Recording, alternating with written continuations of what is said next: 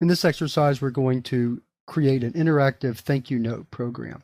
The program will ask the user to enter the name of the gift giver, the present they were given, how old the user was on their last birthday, and what their name is, and then it's going to print out a thank you note.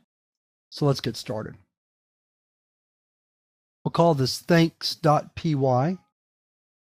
So the first thing we're going to say is, what is the name of the gift giver? And then we get their name in with raw input. And we'll ask what the present was. And we'll ask them how old they were.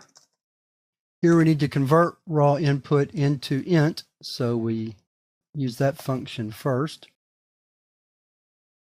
Then finally we ask, what is your name? So that we can assign the card. We'll call that variable your name. So then the first thing we're going to do is we'll say, and we'll put a blank line, and we'll say, thank you for the present, and then a period, and a space, and then we'll say print, I really like it, and we'll say I can't believe, and then a space and close, and then say print, I am already, here we're going to convert age to a string, then a space, and say print, but it does not feel much different than being, and then we'll go down to the next line, print,